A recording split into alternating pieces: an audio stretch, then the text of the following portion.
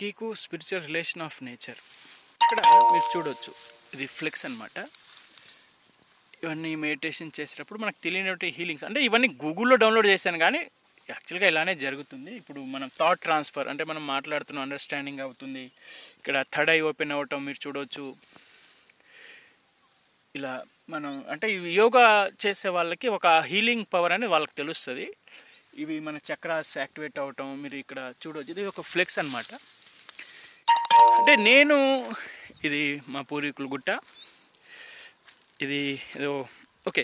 అయితే నేను ఈ జర్నీలో 10 years అవుతుంది. నేను ఆ స్పిరిచువాలిటీని స్టార్ట్ చేసి, బిలీవ్ చేయడం స్టార్ట్ చేసి, అంటే ఈ కాన్సెప్ట్ని. కానీ ఇది డిఫరెంట్ సబ్జెక్ట్ అనమాట. అయితే నేను నా ఆత్మ బంధువులు, అంటే గత జన్మ కావచ్చు, వేరే వేరే గ్రహాల్లో కావచ్చు, నేను విడిపోయినటువంటి నా ఫ్యామిలీ, అంటే మా అన్న తమ్ముడు, నేను తమ్ముడిని, మా అన్న ఆయన కూడా వచ్చారు. ఆయనతో ఈ ప్రాపర్టీ విషయంలో గొడవలు జరుగుతున్నాయి, అంటే డిస్కషన్స్ జరుగుతున్నాయి. అది పెద్ద స్టోరీ, ఇవన్నీ ఈ వీడియోలో చెప్పలేను కాబట్టి. ప్యారలల్ యూనివర్స్ ద్వారా మేము ఆల్రెడీ అక్కడ ఉన్నాము అన్నదమ్ములుగా.